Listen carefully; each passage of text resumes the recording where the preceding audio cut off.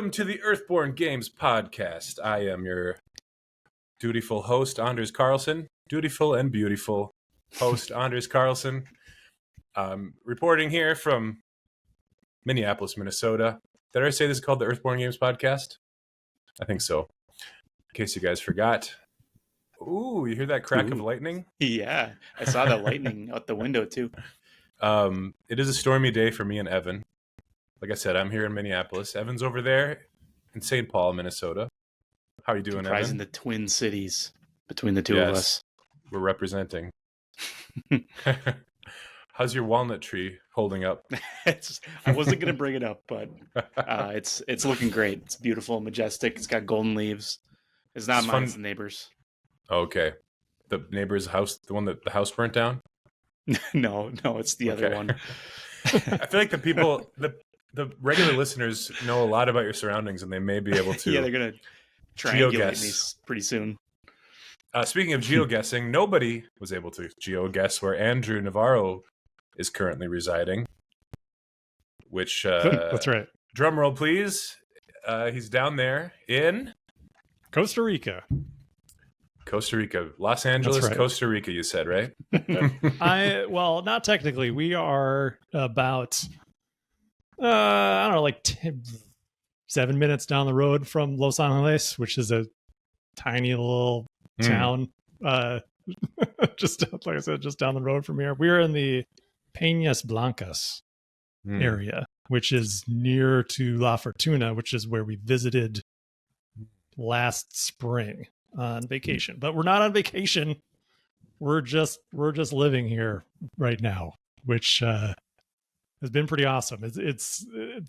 We're on week 6. So this is the longest I've been away from the States since I studied abroad in Mexico when I was in college. And it's cool. I feel like we're settling in, and with the magic of the internet, I'm able to pretty much do everything I could do back home, apart from going out to beers on Thursdays and seeing the guys in person. But for the most part, really not a whole lot of difference as far as the work goes. I do get up a lot earlier just because of the way the sun works here, because the sun comes up around 5 and then sets at 5. Okay, and that just happens like all year round. Since we're so close to the equator, there's no difference because of the angle of the sun, or to the angle of the Earth to the sun. And it's also interesting too because the way that so we're here in the rainy season, right? It's rainy season right now, and what that has mostly meant is that it's like sunny in the morning until about noon, and then the clouds start to roll in, and then we get like torrential downpour for hour and a half, 2 hours. And then it stops, and then it's dark, and then the whole thing repeats again. Wow. Yeah, it's pretty wild. Do you like that consistency? I don't know if I'd like that. I do. It's interesting. Yeah. I was going to say, I'm always striving for consistency in my life, but I really like the idea of late summers, and not a huge fan of like short days in winter, but I'd give it up for so like having the length of daylight doesn't stretch, though. It's just always the same amount. You just do like work hours, are they different there? Most work is done like in the morning because it gets really hot. It's also really hot here because it's the rainy season, so it's more humid. So it's like super sticky. So right now I'm in this tiny little room in the back of the house that we're renting, in air conditioning. But for the most part, I'm like sitting out in our like main living area, just hanging out, but almost always sweating. So, it sounds like probably a nightmare to you, Evan, to have this like just constantly have this film of I don't like sweat. That. Oh yeah, for most people, yeah. Yeah, so like it's interesting when it rains because it's not like back home when it's usually like a big event, right? When you get like a thunderstorm, it's like, oh, did you guys see that thunderstorm? Oh my gosh. Yeah.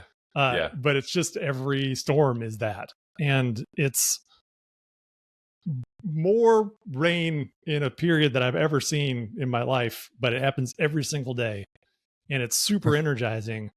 But it doesn't get cool or cold at all. The temperature is almost always the same, so you can go out and just do stuff in the rain, and it feels fine. Like you're like, well, I'm either drenched in my own sweat or I'm drenched in this rain. It really doesn't matter. No umbrella, rain jacket. What are you rocking? Don't need. Most people only have umbrellas for the sun.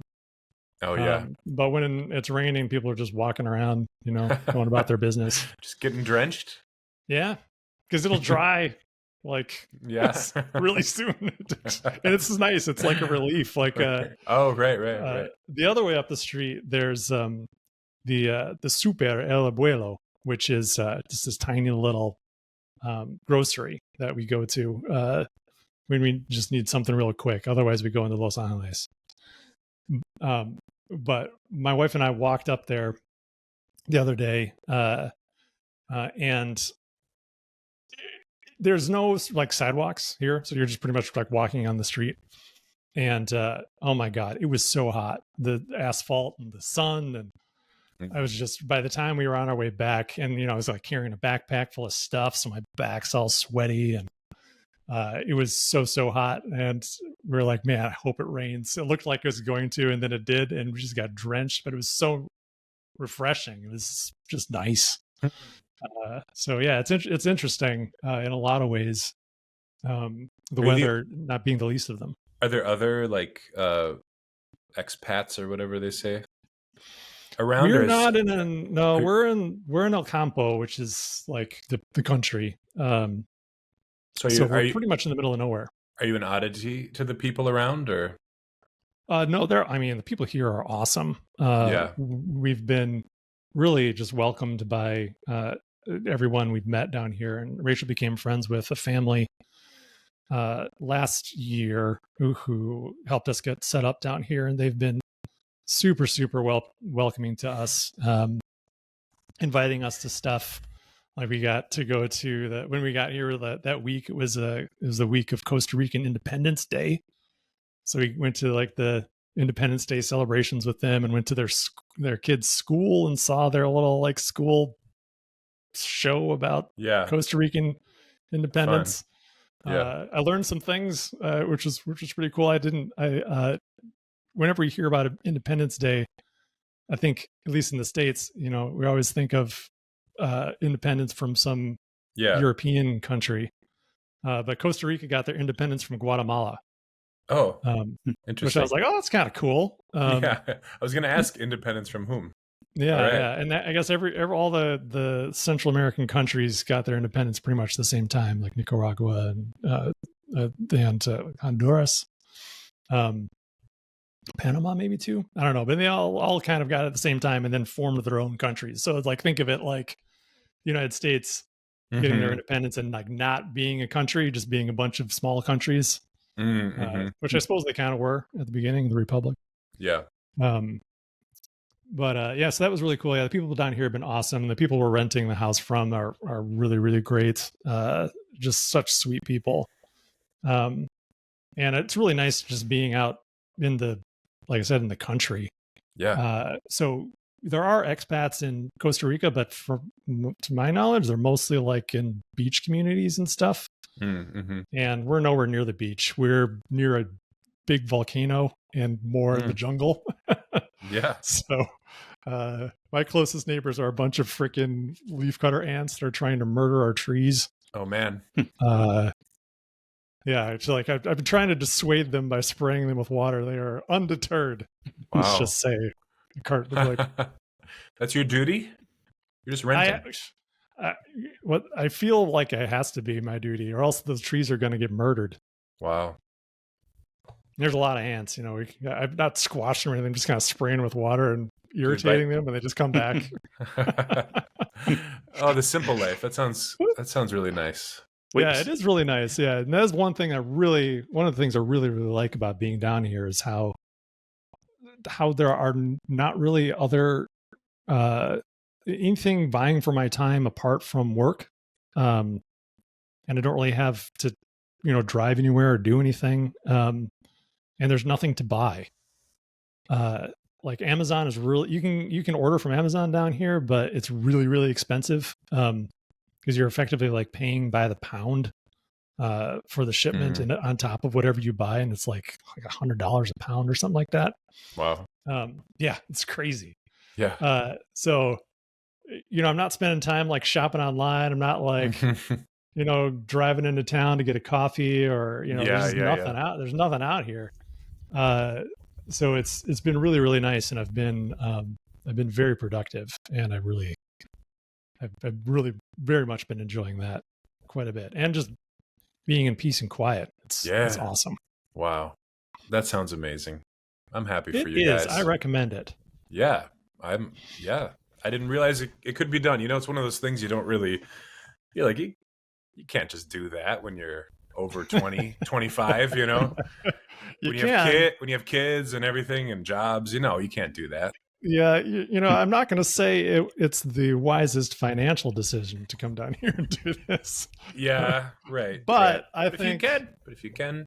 Yeah, I think it's so far I think it's been really valuable, and like the age my kids are, like this is the last time I think we could probably do something like this with my kids before they get too old and too cool. Yeah, just don't want to like abandon their friends or whatever. My high schooler it was a hard sell getting him to come down here. But the plan is just to go back to the same old life afterwards as new people. That's what we've been talking about, man. But I got to tell you, like right now it does not have a lot of appeal to me. No, but we can't stay down here forever. So we'll be back. We'll be back next summer is the plan. So. You're gonna miss all that shoveling. I know. Oh man, that's one of the things that we were like, because last winter like really broke Rachel and I as far as like the weather went. Yeah, it was so long and there's so much snow and just never went away all winter long. Yeah, as you guys know, we know. So like having a year without winter, pretty cool so far. Yeah. Like just like that, it's the end of October and I'm still just like I said, the air conditioning on. I'm still sweating in here, so. Just not knowing that that change in season is not coming. The only change in season is that it's going to rain less and be a little more pleasant in November, which is the opposite of what happens. Nice change of pace, let's just say. Mm-hmm. Well, maybe come next winter, you'll actually kind of be excited for it. Like you'll miss it. Maybe I don't know. You could. I don't know. I think I would. Maybe I don't know. We'll see. We'll see how I feel. I might go bonkers by the end, but like, it's always the same. Right now, it's pretty good. 6 weeks in, not a huge sample size. Always the same. It's just weather. You want it to be nice, then do other stuff. Right. It's not your whole world. Well, because you were down there, you missed the event, the passing out of the local backers games event, as we called it. Yeah, how I saw pictures, Evan, but how did it go? How was it? It was great. Yeah, that was your friend. I forget his name at Dreamer's Vault. Aaron. Yeah, he was super accommodating, really nice. Would come over to chat with us every once in a while and see if we need anything. And in case you don't know, we had a little event. Oh yeah. At a local game shop called Dreamer's Vault. That is owned by your friend Andrew, or no? He's just the manager. Yeah, there's multiple Dreamers Vault locations in the Twin Cities. So Corey and Fischer and I think Evan set up a little display, and we had games and you were there, Anders. I was there. Yeah, I went. That was cool. I went. Hundreds of people, hundreds of fans. They're lining up. One thing you missed out on, Andrew, is that we got to sign a couple boxes, which was pretty cool. Never done that before. They even let me sign it. That's right. You worked on the game. We were kind of giving Evan a hard time for his signature. Yeah, it was. I was the first to sign it, and it's not like I have an extravagant signature, but I wasn't expecting the flourishes and like Fischer's and like Corey's, and probably I didn't see your signature. I kind of went for your style, Evan. Because you just wrote it as if you were like printing in your name on the top of a worksheet. Style being adolescent or a worksheet. Well, I think someone said something. Why'd you use cursive? And I was like, well, the last time I wrote anything in cursive was probably like a check when I was really excited about signing checks. But you're required to sign past like 6th grade because I don't required to sign things in life. No, don't you? When you sign stuff in life, I'm not gonna switch to cursive to sign things in life. That's your signature. It doesn't even have to look like. Mine looks like it says Al. That's what my signature looks like it says. All I'm saying is I was given a hard time for not having cursive and using cursive in my signature, and I just don't see the point. No, I mean, ultimately, I love your signature. But Thanks. It was surprising at first. So small too. It was surprising. So small. We had a good time. There was like I don't know, maybe 9 or 10 people came. Yeah, well, that's 10. About right. Yeah. And they were awesome. It was fun to meet them, and they were all super nice. Peter was one guy's name. Luke. Yep. Luke, right? Yeah, well, Luke worked on the game. Right. We saw Luke. Yep. Oh, nice. Yeah, there's some people from Asmodee showed up. Yep. That was cool to see them. It had been a while. There's no refreshments offered. I was a little disappointed there. I'm pretty sure there was probably like a Corey's wife brought coffee. Snacks that you could have purchased. Corey's wife brought coffee for Evan. That's it. Well, that's great. I'm just special. You are. I wasn't there when the order was being taken, to be fair. So, but it was fun. I enjoyed hanging out with you guys. And then Anders, you and I, we chatted in the parking lot in the chilling winds for almost 2 hours afterwards. We should have just went to a coffee shop, but we persisted in the parking lot until it was almost 4 o'clock.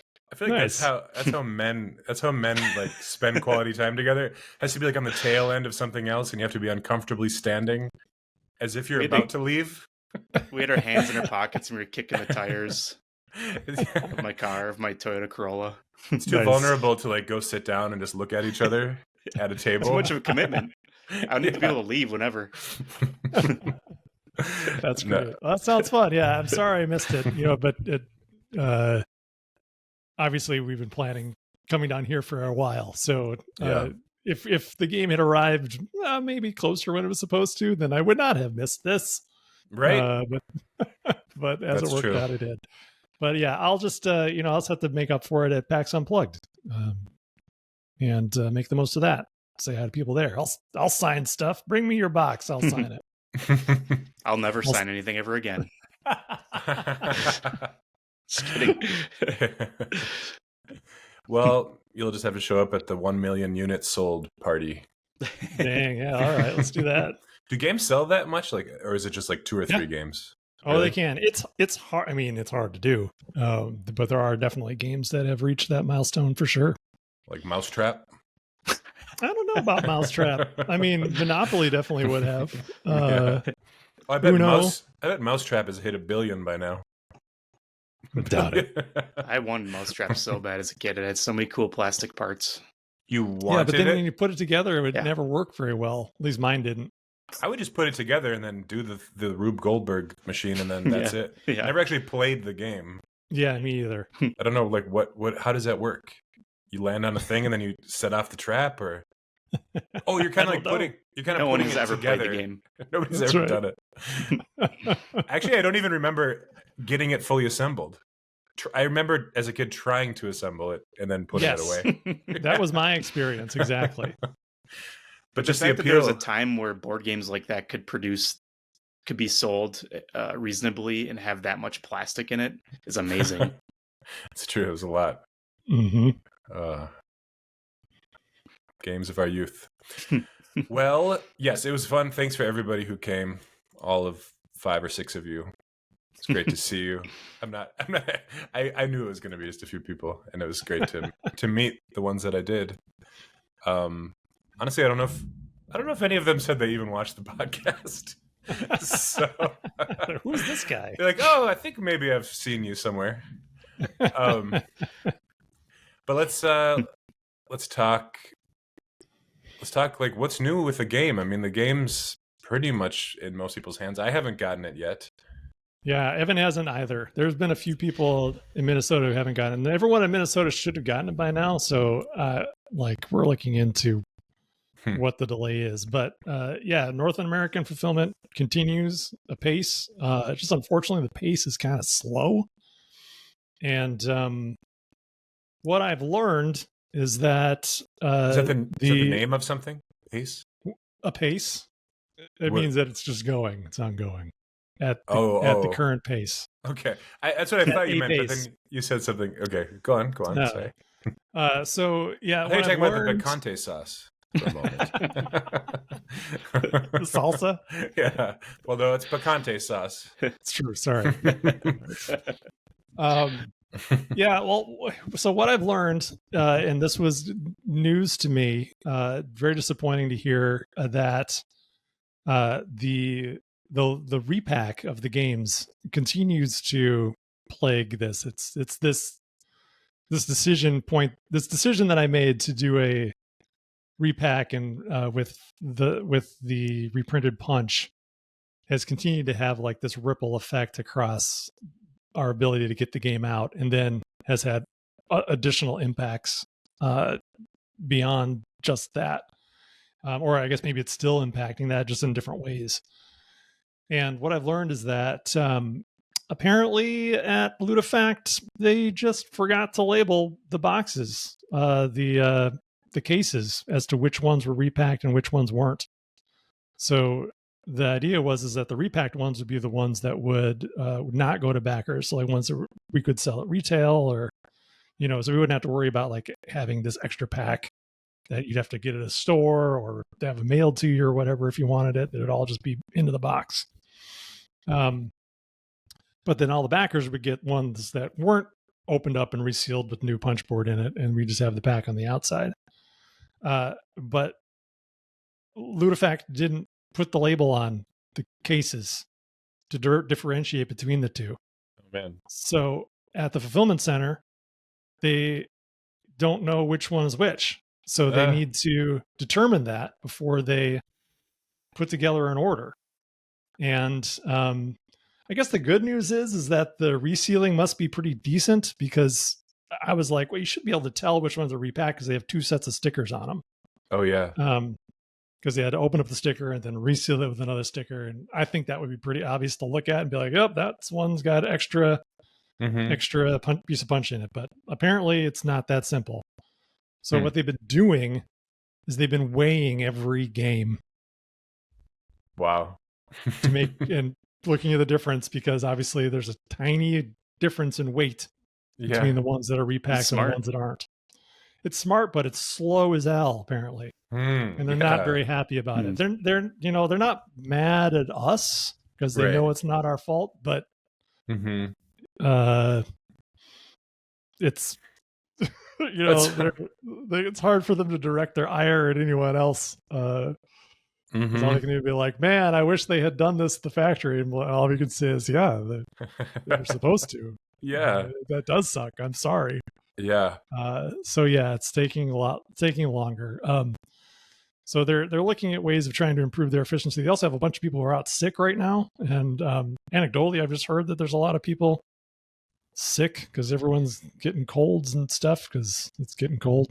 Yeah. People are locked up inside buildings with each other. So that's been affecting things as well. But they said at the current pace, they expect to be done by mid-November now. So the original guess was end of October, but they say mid-November. So they're like maybe 2 weeks off pace, or their original estimate. So based on that, I think probably the end of November, maybe into December, I would guess some people are probably still going to get their stuff. So the decision to push that game found into January is looking better and better every day. Nice. So by the end of November, everybody who ordered the game will have it. Fingers crossed. Yeah, wow. They should. I mean, hopefully they'll be able to speed things up somehow. I don't know how, but does the rollout? It's going. Does the rollout feel kind of anticlimactic because it's just kind of all staggered and it's been all this? No, for me, I think it's been great. Like I've really been enjoying seeing, because most of our backers are in North America. So by extension, like most of the people in our Discord are in North America. So seeing them, people start to get their notifications and then receive the game and posting images of it. Like, nice. It's really awesome. And there's started to be live streams of it. Covenant got theirs a couple of weeks ago, and they've done a couple live streams. They did one yesterday where they were going to play, but then the live stream died like just as they were about to start. Oh man. Which was what's the vibe? Hilarious. What's pretty the apt. like? What are your gatherings? What are you seeing? Oh, most people seem to be really enjoying it. Yeah, I've also been watching someone posted a link to this channel called Optimal Play, and I was watching / listening to some of their playthrough today, and that one's been interesting because they're guys that I don't know at all. But they seem like they're pretty experienced kind of LCG style game players. And it's been interesting to watch them play because it's kind of like being able to like watch a play test and just see how they experience the game. And then hearing them complain, like little gripes that they have about certain things, which I think really more point to them just being irritated that they forgot something.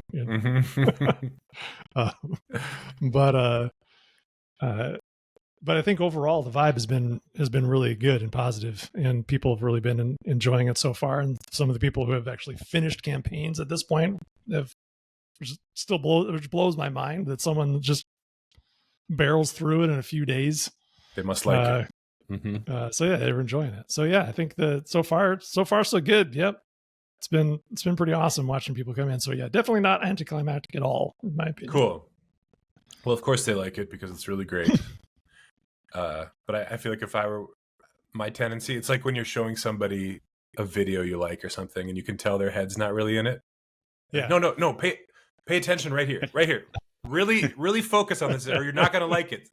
I might be watching a stream and be like, you guys, you're not in the right mood for this. Try later. And like really give it your attention, Yeah. I'm trying not to get too much into it. Like I think I mentioned a few episodes back, like I've gotten, since we were on the Board Game Geek Hotness in July, I found myself going to Board Game Geek and like, I'll just see how we're doing. Yeah. And then looking at like reviews and stuff. And it's like, man, I don't trust you. I don't want to like I see. So if I see like a low number on a review, I'm like, man, you missed it. You missed the point. Yeah, what's wrong with this person? There is something mostly like 9s and 10s and 8s and stuff. So right. I'll take it. Whenever I see a review that's way different than the rest in anything, and then I read it, it's hard because I'm into Mario a lot lately because they just put out a new game. Yeah. And I was reading somebody's review of Odyssey, and they were basically, the guy gave it like, this is the worst Mario game. It's basically Galaxy Part 3 or something. And that's just completely wrong, So you just think like, this guy's kind of a dummy. Evan, are you still there? Yeah. Okay, you froze. Yeah, you're just like, oh, this person, they could be it could be a little child. They really have no, So there's people out there that just are not that good at reviewing things. Yeah, or they just don't like it, and that's fine. But like because they're dumb, because they're stupid.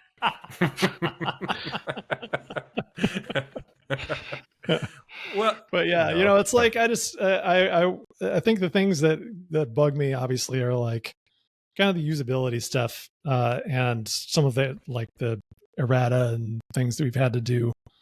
Like that's the stuff that bugs me the most. And like when people have trouble with the game because of that, then that bugs me, because it's like, oh yeah, if we had, infinite resources and time, we could have maybe caught all this stuff. And all we can do, since it's a printed thing, is, post updates on the website and hope they find it, and, hope they have the patience to deal with that type of thing.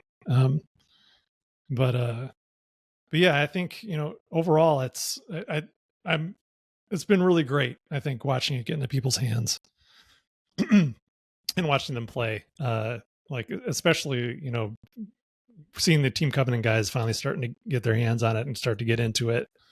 I I've been waiting for them to do that for almost 4 years now. So, Mm-hmm. so I'm really looking forward to watching them play through it, and just watching them do deck building and have a good time with that, I think was super fun. So, yeah, so that's mostly what's going on with me. I'm working on the Legacy of the Ancestors campaign guide, trying to get that done because we need to turn that into partners here at the end of this week. So, doing my final pass of writing and cramming on that, much the way we did on the campaign guide the first time through. So, hopefully, we'll be able to catch more errors this time. We have it in like one final round of playtesting, and I'm going to obviously continue to poke at it all the way until we go to print next spring. So, nice. Wow, already on to the next thing. Well, still on the next thing, then we have another thing after that. Right. You got lots of things. Lots of things. Yeah, we have so much stuff. So much really stuff. Want to get it all rolling. So stay tuned to this podcast for more information, everybody. For all your Earthborne news. And then let's pop on over to Evan Simonette. Please tell us what you've been doing. Not much has changed other than I believe there's one or two pieces outstanding from an artist, and that's it, with all the commissioned artwork for Legacy of the Ancestors, and then the rest of the art is just stuff I got to take care of, and I'm plowing ahead just doing that. And I just finished just today. I got the seal of approval from Andrew on the kind of an improvement, or how would you call it? We made it. I finished an updated version of the Legacy of the Ancestors box, I guess. Now that we have more, a brand new cover. Yeah, pretty much. It's kind of a full redo, but it's a big improvement, and I like the new color scheme too.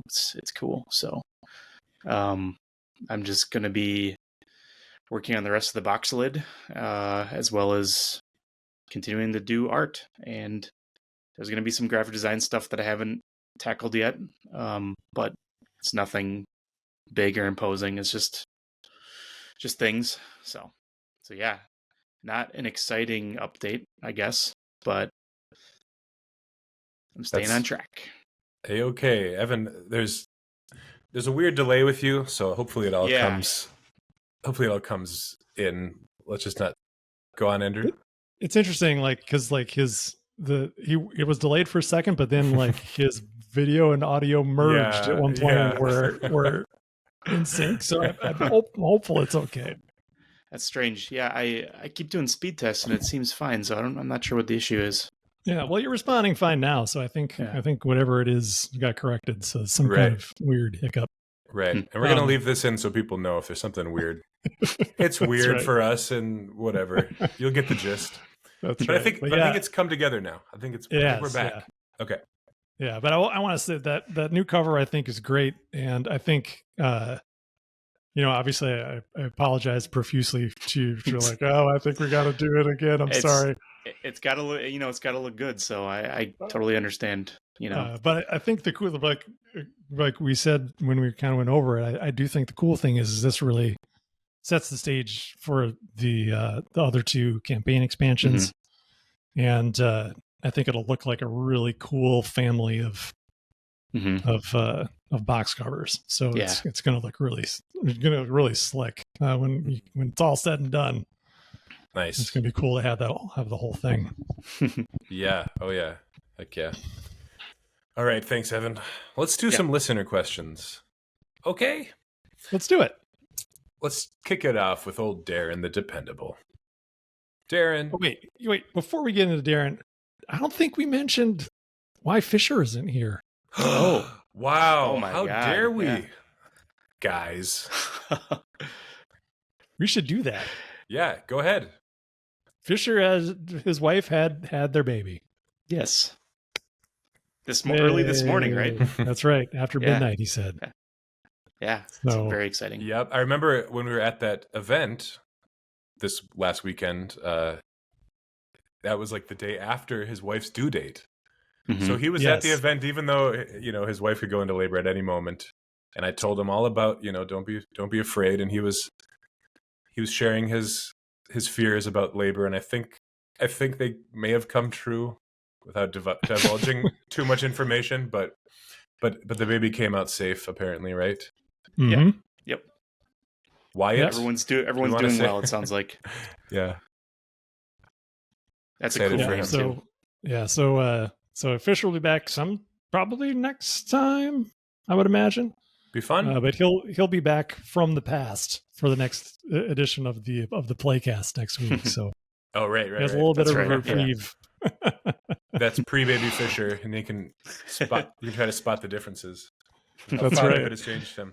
Well, if you follow his Instagram, you will know that Fischer is well prepared. I was telling him he's more than prepared. Yeah. With all the items you can use to make it easier. But then I told him it's kind of just like, for me, when the baby was there, it just felt like I had done it before. It just feels like it's in our DNA to just kind of know what to do. And, exactly. And they're durable. They're more durable than you think too. You can drop them, toss them over to your... Do your best not to drop them. Toss them to each other like, hey, can you take this for a minute? And you don't always have to catch it. It'll be fine. It'll be fine. All right. I gotta say his prep work for his nursery is a lot better than what we did. We were like, we're gonna do a whole lot in this room, and we painted. We're like, well, that's pretty good actually. And then we just assembled things, and that we didn't really embellish the room all that much. I think that his nursery is pretty wild. Like, I feel like I would prefer as a baby. I think I would prefer like a pretty like blank room as opposed to like a room with a lot of shit going on. Mm-hmm. But who knows? But then the baby starts to be, interested in a bunch of shit around. Like what's that? What's that? Yeah. What's that? Well, then you go outside the nursery. No. It's like a metaphor for life. That's right. It is life. You got to leave the nursery, man. That's right. I had to tell my reclusive friend Rory that last week. Evan knows. Yep. Okay. Listener questions. Darren the Dependable. How you doing, Darren? He says, back when the decision was made to manufacture in Germany and ship worldwide, I recall there being a little bit of optimism about being able to manufacture in North America in the future. Can you speak to any developments on that front? Is it looking like a possibility for future Ranger releases, or is it more likely to happen for a different product? I just got to say, Darren, like, you don't have to come up with these thoughtful questions every week, but you do. He just pulls them out. That's why you're dependable. That's right. Aptly named. Pretty great. Okay. Yeah, please answer now. So we're in the process of quoting out the second printing, as well as the Legacy of the Ancestors expansion and the Stewards of the Valley and some other things.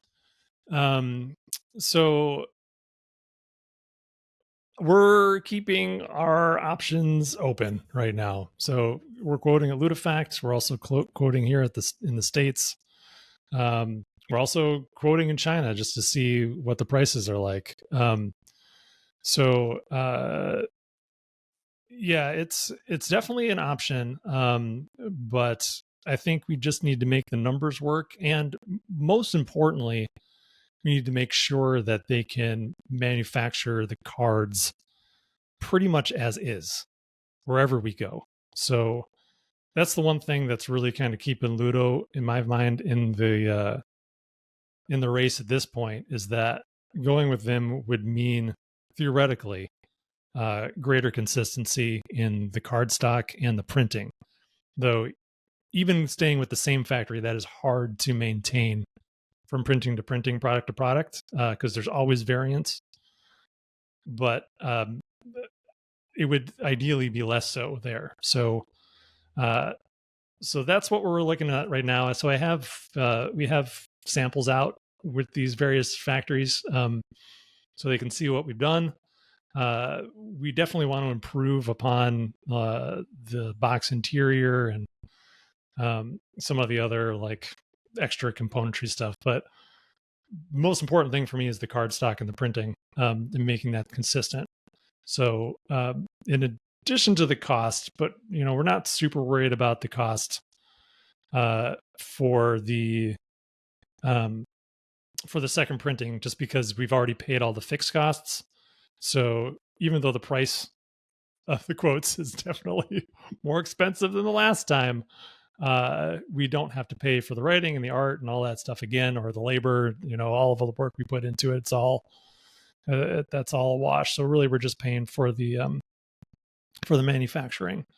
So that has that going for it. But that's where the quoting with China comes into play, is because I really just want to see what it comes to there, because we didn't really quote super aggressively in China the first time around, because we're like, we're not doing that. But we are quoting in the States, and we'll see.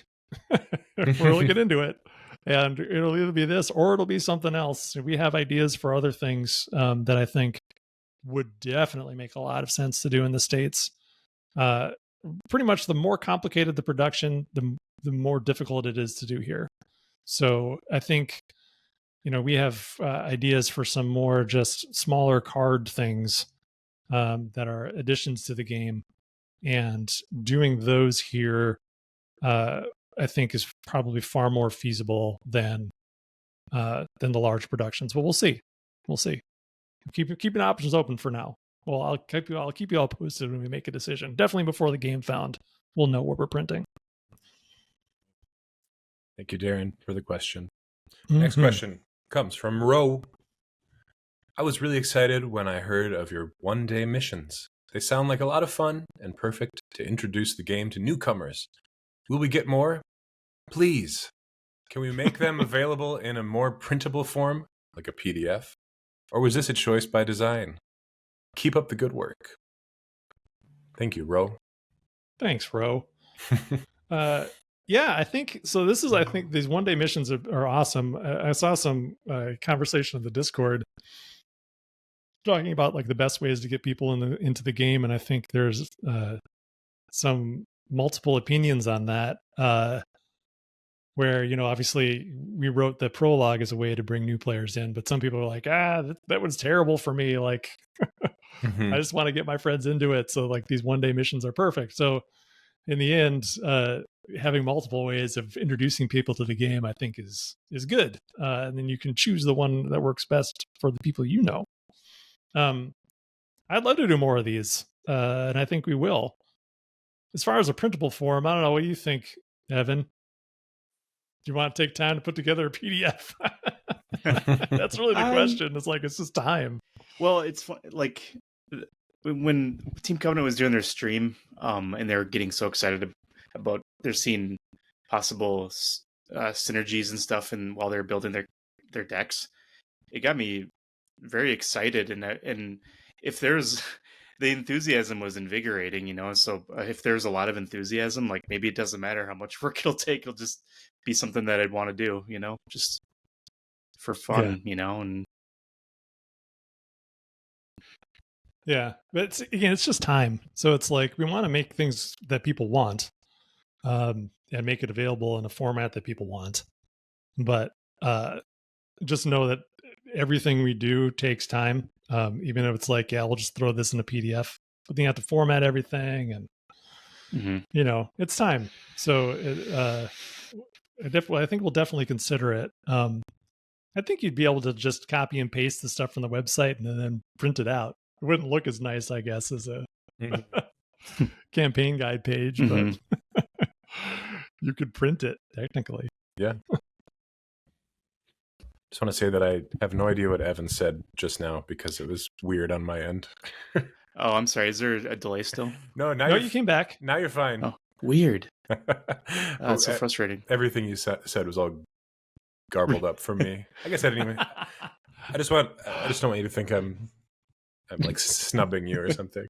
It's fine. All right. Our next question comes from Haley. how do you stay motivated on top of things, being your own boss? Any tips for getting things done around the myriad demands of life? My PhD advisor is going on maternity leave, and with fewer classes to take, I need to make sure this newfound freedom is more of a blessing than a curse. I like this one. Well, it feels like that's the question, isn't it? Yeah. Yeah. It feels like a Ask Abby or whatever they call it. Dear Abby question. Dear Abby. Yeah. How do I find out that how do I make sure? I mean, I can, from my perspective, I do my best to stay on top of what I have to do because we're a small team and I just don't want to let everyone down. So I just find the time. Like, it was a lot easier before my daughter was born, though. I don't have as much freedom on the weekends to work if I need to. So it's tricky, but just I'm motivated by not wanting to let people down. And that's a strong motivator for some people. So it's not much of an answer, but that's how I operate, I suppose. Yeah, I think that's like, to me, it's the same way. The challenging thing for me is is having such a wide variety of things to do, and I have so many other touch points like outside of our company, but I need to try to balance doing things for people outside of the company and doing things for you and Fischer, and I feel like a lot of the times, in trying to balance those, I don't do either well enough. You know what I mean? Yeah. So I find it really, really difficult. And the challenging thing on top of that is I don't even when I'm not working, I'm working, and oftentimes, and I have to like forcefully not work just to do something else for a bit and to not pay attention to my phone or my screen or whatever, like poke my head in the Discord, see how things are going. That's really hard too. So like the question of balance is one that I feel like I've completely lost sight of. Like I'm working in pretty much every spare moment of my life. But it doesn't, I don't know, it sounds terrible, but from my perspective, it doesn't feel that bad because it's like, because I care about what we're doing, and like, it's for us. Like, I'm not working for anyone else. But from, my family's perspective, like, it's not awesome that I'm always kind of tethered to work in some way. Yeah. So, trying to carve out time just to hang out with them and to not think about work is really important. Or if you have other stuff in your life, just don't neglect it. When I was much, much younger and trying to do projects on my own, I think staying motivated was the most difficult thing. I don't think I did that at all because those projects ultimately amounted to nothing. So I think having the burden of responsibility for, you and Fischer and Corey, to make sure that you guys are getting paid. And then, we promised things to all the people who gave us money and trusted us through the Kickstarter. Like, all that is a pretty big motivator for me. That makes it so I don't just sit around like playing video games all day or something. Yeah. I think also developing a routine is really good. That's something I really lacked when I was in my 20s trying to be a freelance illustrator. It was just like, I was just like my life trying to establish myself as a freelance illustrator was just like chaotic. And I didn't have like consistent working hours or projects. And there's a lot of distractions with like my own cool ideas that I never saw through. So, I think finding some way to develop a routine is really helpful. Like, if it means, even if you're like, we work from home, but I still try to dress like I'm, working in an office, and sometimes I'll leave and go get coffee before I even start, just to kind of like reset my frame of mind before I get in front of my computer to do something other than play like Baldur's Gate or something, you know. It's like the same thing. I'm sitting in front of the same computer, but I'm doing something different, and just got to figure out a way to reframe my approach. So, good advice. I struggle with that, like staying motivated when I'm my only motivator. Really, you know, what I found sometimes helps is setting timers. So like you're putting something off. Just say I'm gonna just work on this for 1 hour. And that feels less overwhelming to me than, all right, I got to finish this by 3:00. Okay, I got to get to it. Got to get started. Just like, nope, right now, do it for half an hour. When the alarm goes off, then you can go take a break, come back to it. That timers thing I was trying to do with balancing between art direction and doing my own art and doing like some what I would consider more graphic design oriented stuff when a lot of those aspects overlapped. I'd be like, okay, well, in the morning I'm going to do art direction stuff, and then in the afternoon I'll do art. But I just can't work that way. It's like I got to fixate on one aspect of my job until it's kind of resolved to my satisfaction before I can move to something else. Otherwise, it's like you said, Andrew. I'm trying to do all of it, and I'm doing all of it ineffectively. Yeah. You know, it's it's tough sometimes. Yeah, no, you have to like kind of just like this thing is just going to have to wait. Yeah. And it might have to wait, but in order to do this well, I need to turn that and ignore that other thing completely. Yeah, you have to kind of follow where your interest is, like follow the guidance of where your energy is getting pulled towards. Like, all right, I wanted to do this now, but I really feel like I have the energy for this, and just follow that instinct throughout the day. Rather, because you get hung up on like, okay, I've allotted this time for this and this, blah blah blah. Then you just end up playing games. Yeah. Conversely, it's like there's something I really want to do, but I want to get all these other tasks out of the way so they're not in the back of my mind. Right. I can fully focus on the thing I want to do. Yeah. Sometimes I find that a trap though, because then I'll be fine. Then I'll do that other thing. Yeah, and then when it comes time to do the thing I want to do, now I'm not in the right frame of mind to do it, and then it doesn't get done. You know, it's right. It's challenging. Psychology, the human mind is and then throw in dangerous maze. It is. Throw in like the thing that you want to do requires some kind of creative inspiration, and then you go to do it. Like, okay, I have the time to do it, and then you don't have that inspiration at that moment. It's hard to be an artist. It is sometimes. All right, good question. The artist will tell you. Yes. All right, good question. Next one comes from Kyle. I think this is directed towards Andrew Navarro, right? I believe so, yes. Okay, it makes sense for you. Okay, Kyle says, I've heard Andrew mention his love of Elder Scrolls Oblivion multiple times. I recently came across Kingdom Come Deliverance, which feels very Oblivion inspired, but set in a historical context rather than a fantasy one. It is punishingly difficult, which usually is something I really dislike. But in this case, it seems to add to the overall experience and tension inherent in this game. Wondering Andrew's thoughts on it, if he had any, and how you guys view difficulties relationship to theme in Earthborne Rangers. I had not heard of it. Well, I'd heard of it, but I wasn't familiar with it, so I looked it up before the show. And it looks really cool, honestly. It makes me want to play it. I immediately checked. I was like, is this on Game Pass? It was. It is no longer. But it's on sale right now, so it looks pretty tempting. Yeah, it looks pretty neat. Yeah, are you guys familiar with it? When is this from? No. 2018. No, I'm not at all. No. I've heard of it. Yeah, it looked like it was. It kind of has a vaguely Elder Scrolls kind of vibe to it. Looks like it frames interactions. The framing of each shot is better. It's hard to be worse, but looks like it. Yeah.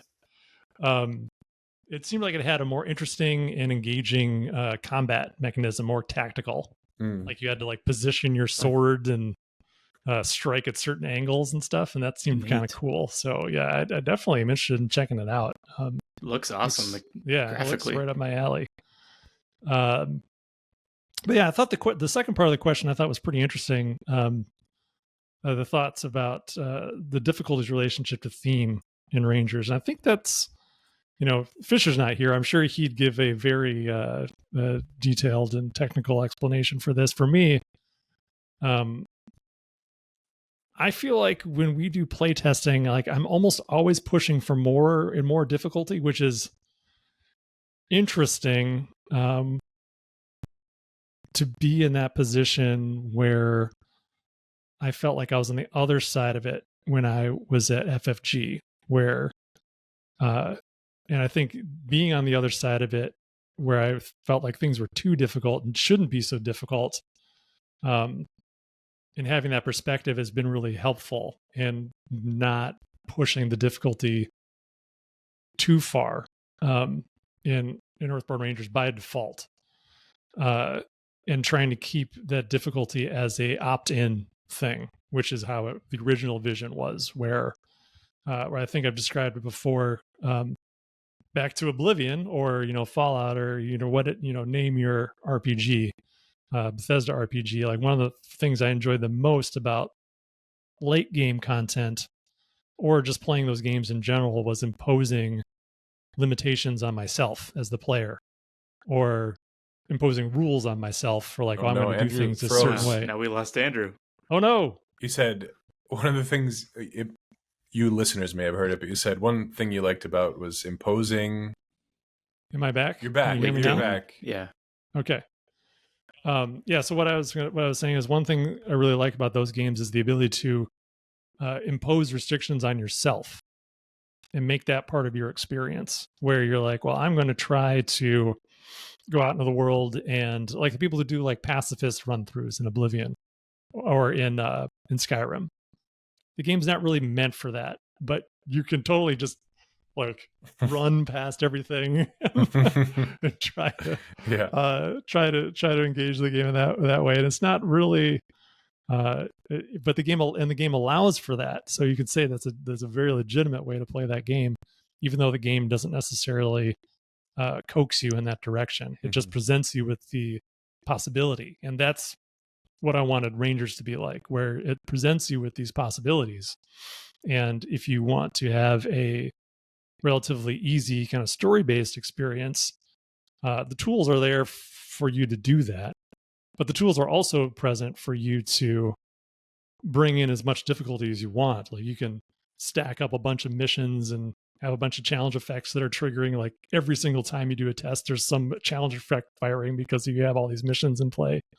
You can decide like, well, I'm going to go to this location and I'm going to draw every I'm just going to like hang out here and rest every round and draw every card.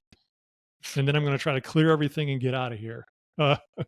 Like that's something that you can do in the game if you want, as a fun thing to try. And for me, that was the cool, like one of the coolest things about the difficulty level in the game is that you could opt into making it more difficult if that's what you wanted. But what I find is interesting is like, I think that's so rare in a board game or a tabletop game. Like I don't know any other game that really does it that way, without like doing house rules and stuff, where people don't necessarily think of that as an option. So they might be like, oh, this is too hard, or oh, this is too easy, depending upon your perspective. Not necessarily thinking like, oh, I can tailor this to what I want it to be myself as I play and engage with the game how I want to engage with it. So anyway, that's how I think that was the vision for the difficulty in the game, is that it's more of a thing that you opt into. But I think getting to that, I think is definitely just kind of like those guys who do like the pacifist runs in Skyrim. Like you have to be of a certain mindset to see that and then do it and be like, oh yeah, that's cool. So hopefully people start to do that. And if you're listening, maybe try to do stuff like that and then share your experience so people know that that's something that you can do, because I think it's a huge feature of the game. Yeah, I can see that. Just playing the little that I have played, it seems like pretty made for that stuff. Yeah, well, that's kind of what we're doing with the playcast right now, where we're just we're doing things kind of out of sequence and trying, difficult challenges, not because the game is telling us to, but because we just, want to show that that's something you can do in the game. Yeah, it's awesome. All right. We got a question from Stormson. Great name. Greetings from Austria. I'm a regular podcast listener. Thanks for listening. And really appreciate you taking time for this format. This is my very first question. I am curious, what are your thoughts on Gloomhaven, the game design in general, and especially the top-bottom card mechanic? Thanks, and keep up the good work. Good and positive work. Thank you, Stormson. Thanks for listening. Yeah. We've talked about Gloomhaven a few times. I keep forgetting. Evan, have you tried Gloomhaven? I got it for Christmas from my brother-in-law. This year? No, this past year? A few years ago, and I just haven't played it yet. It's kind of intimidating to see this huge box, and I don't really have. It's solo. You can play solo, right? You can, yeah. Yeah, which is probably how I'm going to have to play it, but I haven't gotten to it yet. It's just has he played it, or is he just, or did he just see that it was like the number one game and he gave it to you, or? I think it was the latter. I think he was thinking Evan works for a board game company, and which I mean, and he got me a really cool game. I just haven't cracked it open yet. He hasn't played it though, I don't think. Yeah, I think Brass is number one right now. Brass Birmingham, I think, supplanted Gloomhaven on the BGG list. Yeah. I don't know anything about either of those games really, but I knew that fact. Yeah. I've played Gloomhaven. I did not really care for it as a overall experience mostly because of the setup is so onerous and the teardown is so onerous. Storage is terrible. You need like $100 insert to make it a enjoyable experience. That's a bummer. So yeah, it didn't like really encourage me to get it to the table again, though I did it a couple times. But mechanically, it does do some cool stuff. So if you have someone, I played a session of Frosthaven, which was great because the guy I played it with, my neighbor Luke, he set everything up and then tore everything down. So I just had to show up and play. Mm-hmm. That was great. So not having to do any of that work was pretty fantastic. So the game itself, I think is pretty fun. It can be challenging, but it's cool. The top bottom card mechanic is also interesting because it has that's how it does like the initiative. So like you have this hand of cards and they're your abilities for your character, and then you play them. You decide if you're using the ability on the top or the bottom, and that determines your initiative order based on a number. So if you're familiar with initiative from like D&D, where you roll your initiative die and then you go in numerical order from highest to lowest, and that determines the order in which you take your actions. So it does this just baked in on the cards. And I think that's hot take, that's a pretty cool that's a pretty cool and fun mechanic to interact with. Which thing do I do? Do I trade off going first and doing this ability versus going later and doing this more powerful ability? I think that's a lot of fun. So that's what I think of that. Again, if Fischer was here, he'd probably have some detailed, nuanced. You can just sit back for a moment, pause the podcast, and imagine Fischer answering this question for you. Yeah, we've talked about Gloomhaven a few times, and I think everything I've heard, Jaws of the Lion seems like the thing to play, and solves most of my issues with setup. Cool. I remembered I actually have it on Steam. It was like Epic. It was one of their free games one time. And even that was intimidating to me. The video game version. I'd be curious to know what you thought of it, because it seems weird to me because it's one of those board games that's based on video games. Oh yeah. And then turning it back into a video game. It's like, what do you what is that? Loop. What happens? Yeah, exactly. I go through phases where I want something like that. So once I'm not in it now. I want little Mario games right now, but maybe I'll get back into that more thinky stuff soon enough. All right, cool.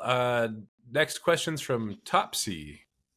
Have you considered numbering the cards in the different sets and also referencing the cards by these numbers in the campaign guide to avoid spoilers? This could allow players to only look at the numbers on the corner and not get unintentionally spoiled. I like my first run out of the campaign, but I am sometimes a little disappointed about a spoiled surprise. I don't want legacy-style boxes, but a compromise should be possible. So yeah, this is something that's coming up on the Discord a bit, and I was actually just chatting with Devi about this in the Discord. Effectively what they're saying is when they get a reward card and it says, like in the campaign, I say, gain Artel's vaulting rod. And then you'll go to your reward card set and then you'll flip through your reward cards until you find Artel's vaulting rod. But as you're doing that, you're obviously seeing all the reward cards as you go.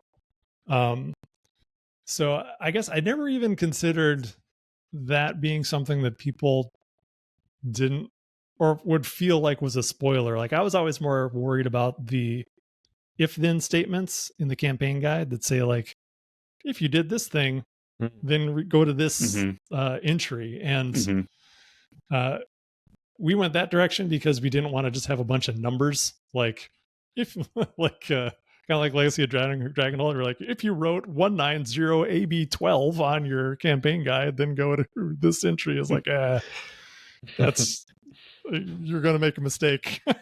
Then you're going to miss out on something. So I hadn't really considered it, but I think I don't know. I think I'm kind of leaning towards maybe making that change for the reprint. And maybe incorporating that into the next campaign. It seems pretty straightforward. It just adds another number in those entries. That's something I don't like about it, is having another little number there. But apart from that, I think that would work. So yeah, right now, I guess Topsy, we're leaning in that direction. Wow. So we'll see. Good news, Topsy. Good That's news cool. for Topsy. That's right. Yeah. Did you delete the next one, Andrew? Yeah, I think we'll just move on. Okay. Because that there's a good question, but we'll save that for when there's more to say. Okay. Well then, thanks everybody for your questions. As always, they were great. And that leads us to Stuff We're Into. And kicking off Stuff We're Into is Anders Indie Game Corner. Yay.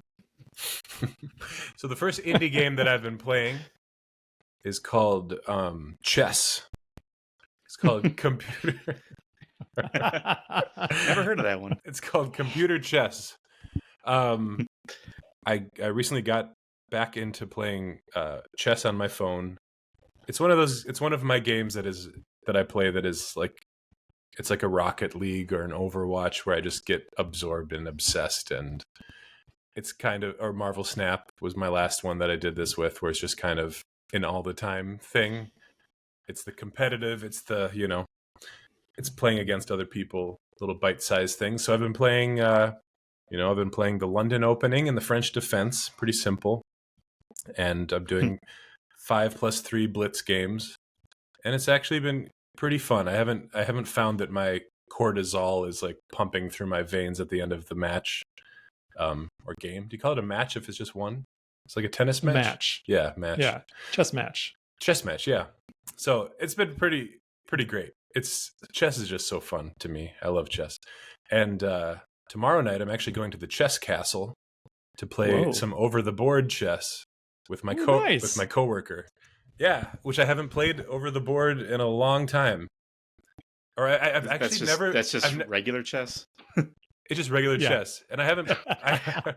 Not on a screen. Not on a screen. It should just be called chess. I think the screen chess should be called over there through the screen. Through the screen. Well, I actually haven't played over the board since I've become like good at chess. I think I only played it when I was just, I knew the moves and that's it. like the way the pieces move. And you just play someone else who just knows how the pieces move, and you just like try to annihilate. That's my level of chess. Oh, okay. Yeah. Well, there's like, I think I'm on like maybe the next tier up from that, where you just kind of know the basic fundamental stuff. So I'm really curious if I'm going to embarrass myself or it's going to be super fun. We'll see. It's in the Southdale Mall. Or maybe both. I'm going to play with a timer. Yeah, I think so. It's Blitz. See, I love chess, but the timer stresses me out. Yeah. Is that what Blitz means? That it's a time it's timed? Yeah, that's the 5 + 3. So each person has 5 minutes, but then every time you hit the timer, it adds 3 seconds on it.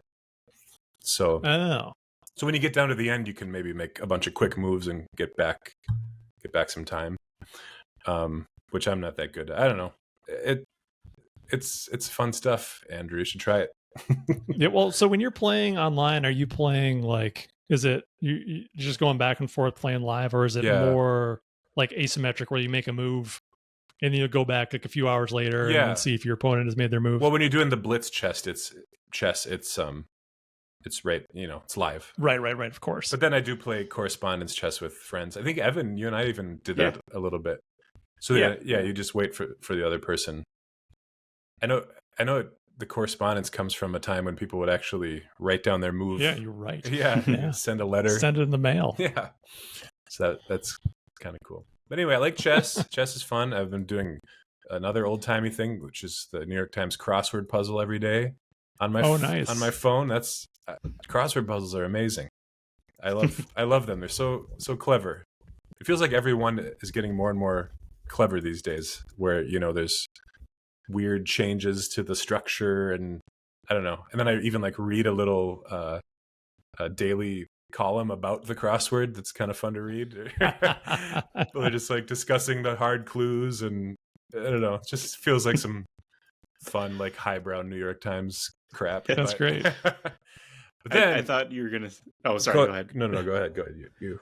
I was just gonna make a dumb joke. I when you said the other old timey thing you were doing, I thought you were gonna talk about like you're riding a penny farthing bike or whatever those are called with the big wheel. I should. I feel like I'm. Maybe I'll take mine to the chess castle tomorrow. So impractical, those bikes. It's funny because I think when we see those, we imagine that was just everybody's bike back then. Yeah. That's just what everybody rode. But isn't it more that it was kind of an oddity then too? It probably was. Yeah. Anyway, a true indie game that I played recently is called Cocoon, and it's from one of the gameplay designers of Limbo and Inside, two very famous kind of atmospheric puzzle games that I love. I love those games so much. Maybe top games of all time for me. But Cocoon is more of it's beautiful looking. The puzzles are pretty mind-bending at times. Fischer agrees. Fischer has played it through as well. That it is it's a very good puzzle game. That's all I really have to say about that. Check it out if if that tickles your fancy, what I just said. Yep. It's a cool game. My son played that this past weekend. Oh, nice. And he really, really liked it. And I watched kind of over his shoulders a little bit. I was like, what is even happening? Yeah. This game, it's wild. It is wild. You're kind of like going inside of these little bubbles that are, different biomes, and you got to kind of, I don't know. It is mind-bending stuff, but it's not too, it never got to the point where I was like, this doesn't quite make sense. The logic all makes sense, and I never got stuck for more than like 5 minutes trying to think about what I should do next. That's cool. Yeah. It's really short. You could probably beat it in 3 hours, maybe. I hear the rain. It's happening. Yeah. Let me open up the windows so you guys can get a full sense. Hold on. And I think it stopped raining here. Yeah. Just gray skies. Yay. He's going to open up these windows, and then the audio canceling is going to block it out anyway. Oh, that's cool. I hope it stays, and we'll end the show. We'll end out the show with this atmospheric background noise. I love it. Yeah, it sounds... This is like every day. is this. Yeah. I like it. Oh, you shut it? You shut it again? I did. I shut it again. Oh, So it's not too loud. okay. I was just saying it might be nice in the background. We'll skip it though. Finally, what I really wanted to talk about was my Mario obsession. So the new Mario game came out, Mario Wonder. I got it on its release day. I even went down to Target to play the demo beforehand because it was only available there. I really like Mario. Mario's probably my favorite Nintendo IP. And he just burped into the mic and then put it away. I did. It was too late. He pulled it away after it was done. It's not smell-o-vision. I know. It's a reflex. I'm like, oh, I should have done that. Okay, we'll move on. Please cut that out. No, it was a very, I don't want to go through it. Who wants burps in their ears when they're listening to the podcast? It was just not me. It was just a little burp. It was nothing. Anyway, Super Mario Wonder is a really great game, I think. And when I was playing it, at first it felt a little easy, and all the reviews, it got really good reviews. All the reviews said it's a little on the easy side. But I don't find that, starting off, it is quite easy, but then it's a perfect blend for me. I kind of want my Mario to be easy to an extent, and then if you want to kick it up a notch here and there, you can, and play an optional level or two. Yeah, so like Odyssey, because I thought Odyssey was pretty easy, but it's only easy until it's really not at all anymore. When you get to the end game stuff, then it's impossible. And I'm not even to the end game stuff. There's branching paths, and I don't think you have to play every level to proceed to the end. So I think that's kind of how they're gating the difficulty. So when I go to play those, and they're all ranked, there's a little star rating how difficult it is, so you know. The hard ones are very hard in the fun Mario Odyssey kind of way, where you almost got it, and then you're like, oh, I'll try that again. And a big bonus is that when you die in this game, it doesn't take forever to restart the level the way so many Mario games do. Nice. It's within 6 seconds you're back in. And it's just super creative, like Odyssey. I mean, it's 2D. It's a 2D game.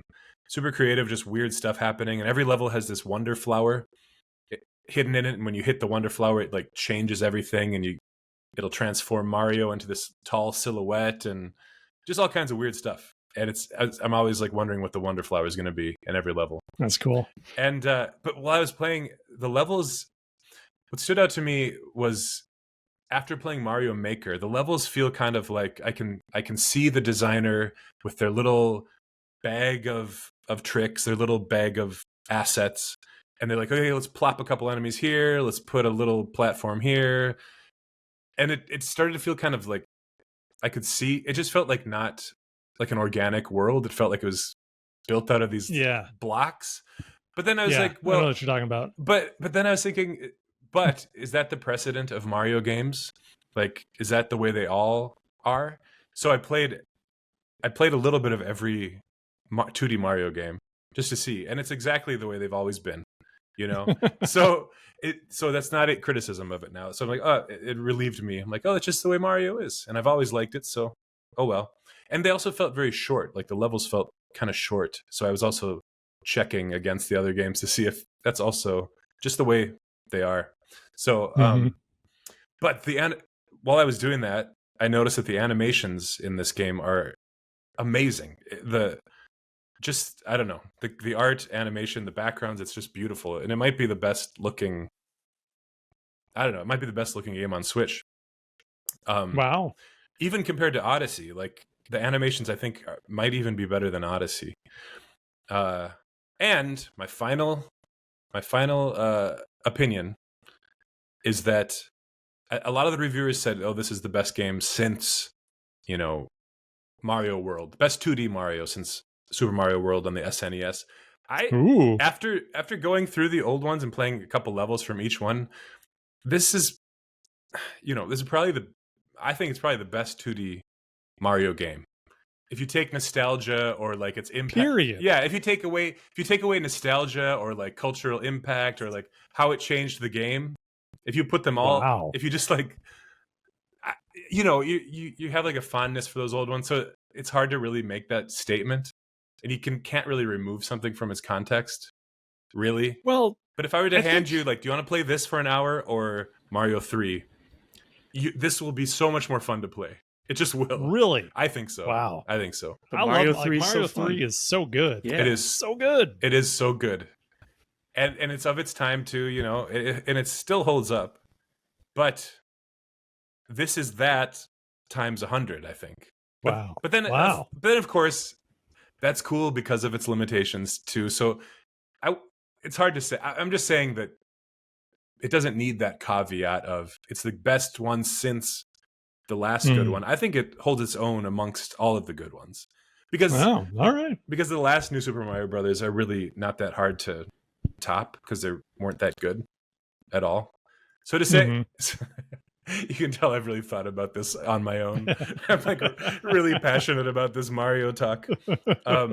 I think that it's one of the best 2D Super Mario Brothers. Though it's hard to, I think that people will have a hard time like agreeing with me because we've kind of seen it all by now. Right. It's just like, oh, I've done all this before. And I'm making that claim. If you're in a vacuum, you had no historical context, you would definitely want to play this game over, Super Mario World. Because I went back and played that and it felt kind of just sluggish and clunky and yeah. Anyway, all right. I like it a lot. I'm going to play it right when we're done doing this. So awesome. Okay. Whew. Damn. I'm so glad I could get that off my chest. I'm glad you're able to do that and feel comfortable enough to talk about your favorite game. Yeah. Yeah, is it my favorite game? It might be by the end. I don't know. That's great. It's hard because it's not like wowing me, but it's just like really nice. Just really good and really nice, and it feels cozy to play. That's awesome. Yeah, check it out. Okay, next. Evan, what have you been playing? Well, I was struggling to make a list because I haven't really been doing anything. It's so lame. No. So I can only really talk about things that are to come. And one thing that I've been really interested in lately, because I've been getting mentally prepared and excited to get my own copy of Earthborne Rangers, just so I can play a solo game in my own time and take my time with it and stuff. Anyways, haven't got my copy yet, and I really wanted to just try something, so I ended up picking up Escape the Dark Sector, which, Anders, you might like this game. I know you're not like a big board game guy, but it's got a really cool aesthetic. Black and white, kind of pulpy art, and cool. All the cards are black and white. And it's from 1 to 4 players, and it's like a brutal solo game, brutal co-op game, and I'm just really, really curious about it. I just opened it up, and there's I'll play it with you. 20 dice. Yeah, I was thinking that I was at the release party. I was talking about this other solo game that I recently ordered called Tin Helm, and it's like a smaller pocket version of Iron Helm, which is a solo game. And I'm just in that headspace, and so I don't really have much to say about it other than how it looks. I like the style. Very appealing to me. The way, yeah. The style is pretty cool. I love it. It's like pulpy, but it's also like this style that I don't want to this isn't. I'm not. I know exactly. This is a compliment, but I know exactly what you're going to say. It's kind of like how we used to try to capture a certain style, Anders. Yeah. It's very hard to do. It's like Hero Guys. It's the Hero Guys. It's not folksy. It's like someone who spent a lot of time making cool drawings in the back of their notebook during school. Yeah. It's, I don't know. It's really neat. I love it. It gives me cool feels. And yeah, well, it's got that look, like that old 80s inked look. Yeah. Back when, people just 100% relied on the artists they knew to draw a thing for them.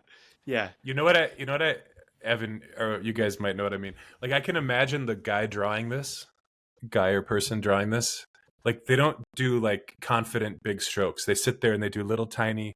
When they're drawing a line on the face, they do like little tiny sketchy line rather than like you know what I mean? It's that kind of guy. They're just kind of moving through the drawing, in a very process-oriented way and methodical and like focused. Yeah. No, I like it. I have thoughts like that all the time too when I see stuff like that. I've almost purchased the Escape the Dark Castle, which I think is the first one that they did multiple times, but I'd never pulled the trigger. But I too am drawn by the style, and I've heard good things about it. So. Well, in a lot of ways, some of the black and white stuff reminds me of some of Joe's pen and ink drawings that are really cool. So yeah, there's that. And like I said, I ordered this other solo dungeon delving game called Tin Helm. So and if either of those are fun, Anders, I'll let you give them a try. Because are they both solo? Well, this one is 1 to 4 players, but Tin Helm is, I believe, solo. Cool. So. Yeah. Other than that, there is like an event I'm looking forward to next week, Monday the 30th, the day before Halloween. It's a local podcaster, author, former radio host named TD Mishke.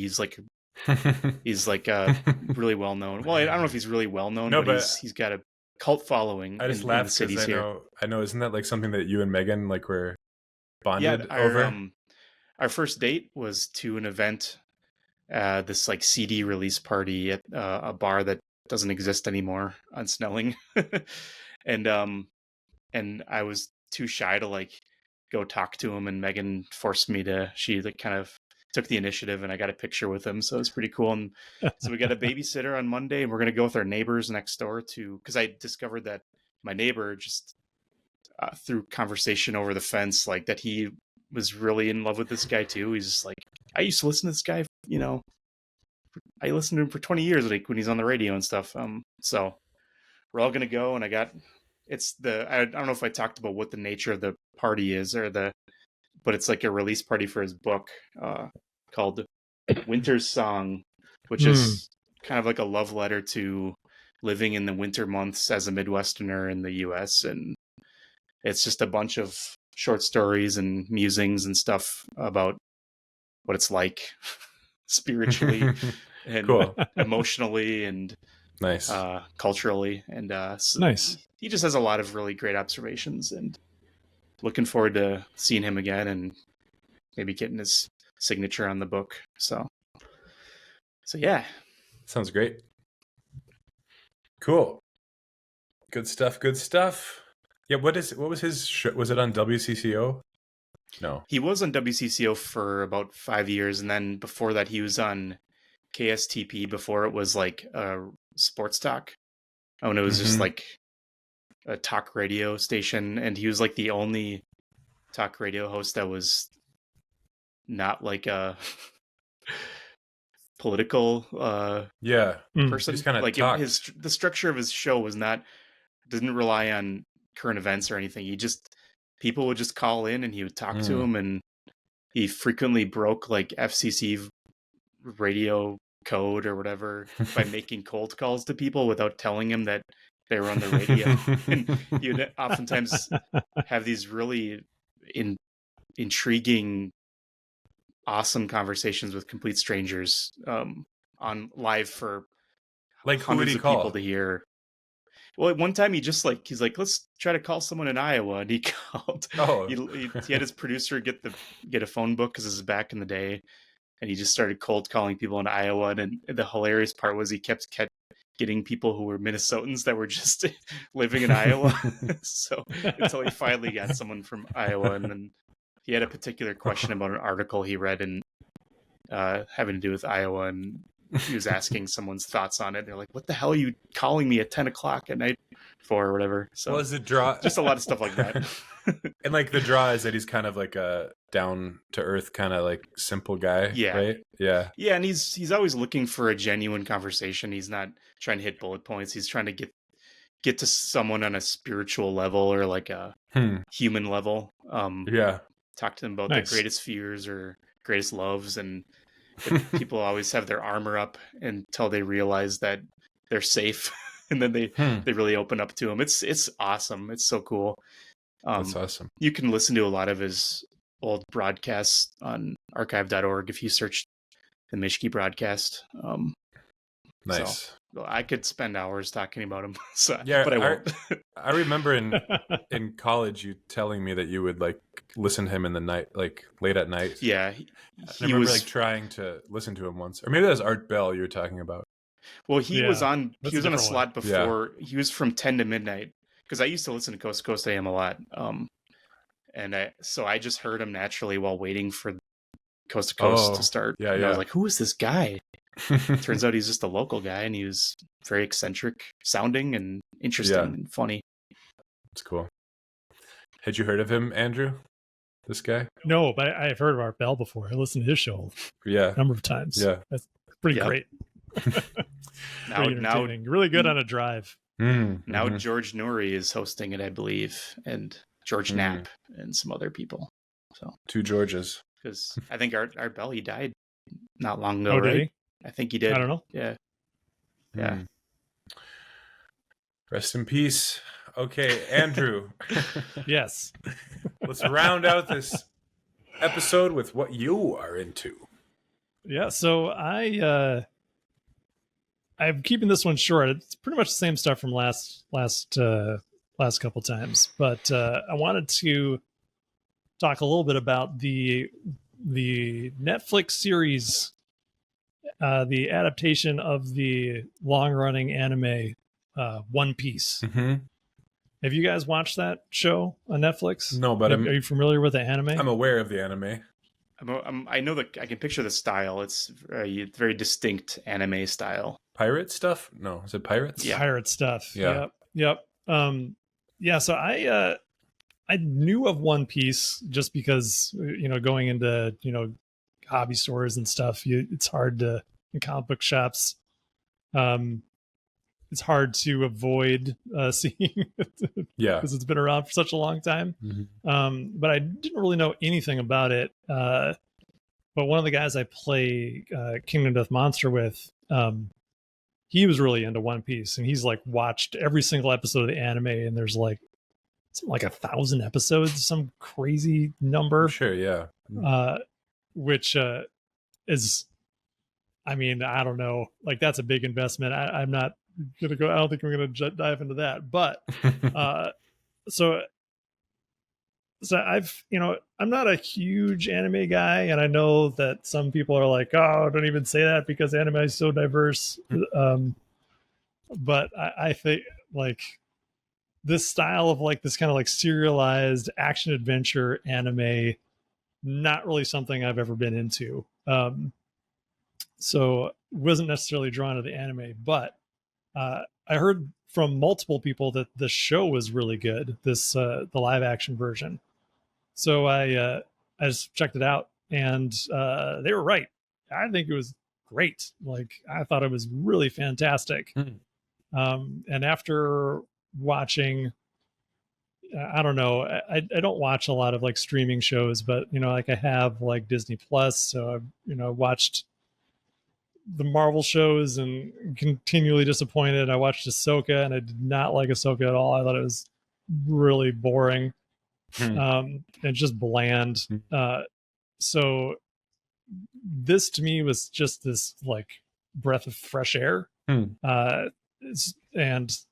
was just, there's so much like joy and energy and excitement and is it Japanese adventure made, and no, I don't think so. I think it's a Canadian company maybe that actually is producing it. Yeah. But the characters are just so much fun, and the story was so much fun. I really liked it, and even though I wasn't necessarily like a fan of the anime. Yeah. So I really recommend if you're looking for something that's kind of fresh and interesting and colorful, and I think ultimately very positive. I recommend it. I thought it was pretty awesome. It does kind of capture that kind of anime ridiculousness that is very difficult, next to impossible to do in live action. That was one thing I'm always skeptical about like live action adaptations of anime. because in anime people do not act like human beings. But do they try to like emulate that look, that kind of speed and well, yeah, like the cadence, just the costuming and the like, it's really goofy. And it's the production, just the production choices.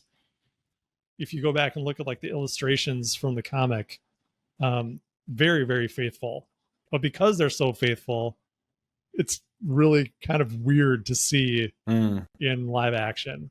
Yeah. Because it's like this weird sort of, I don't know, like pre-industrial look, but at the same time there's like some amount of technology, and people have like tennis shoes and t-shirts. Right. I was gonna ask like what I don't know why this is so important to me with these settings, but I'm like, is it Earth or is it a fantasy world that's okay? Yeah, it's a different planet. It's like mostly an ocean planet.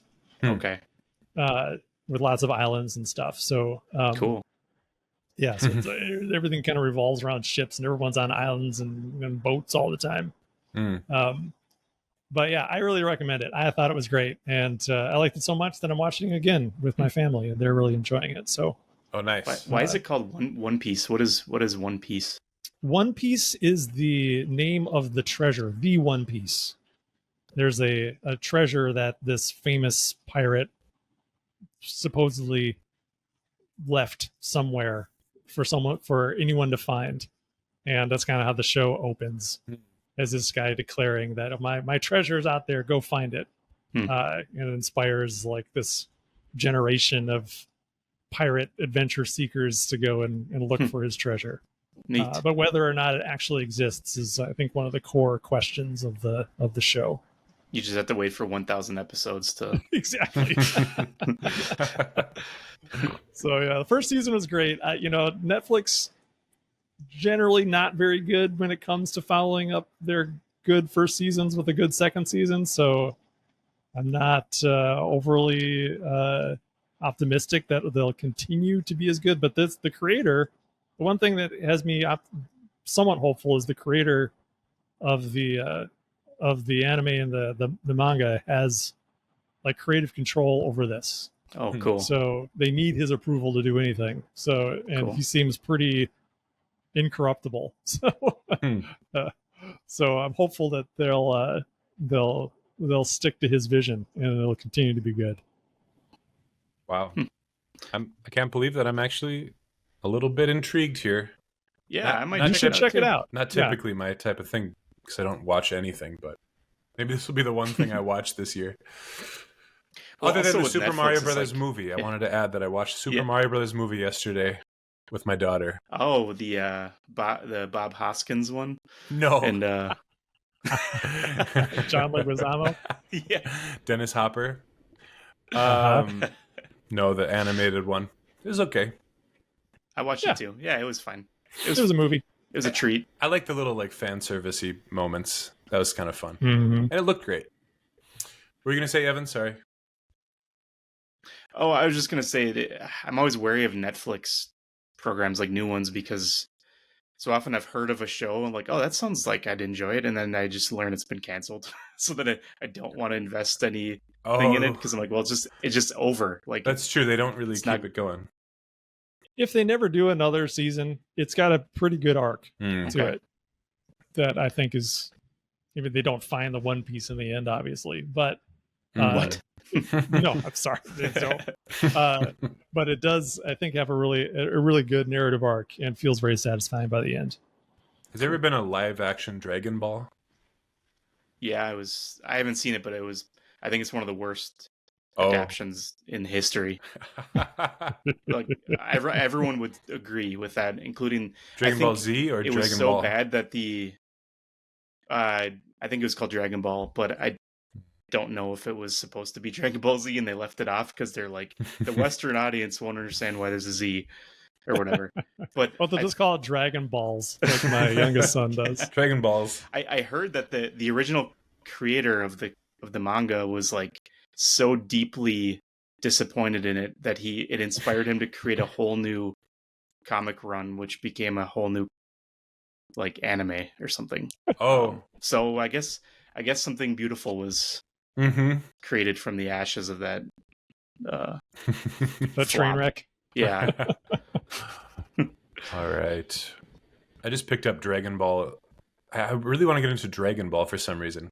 I love the little Goku, when he's little. Yeah, I love that style. It's Such like a little one of the vehicles. Yeah, he's such a little scamp.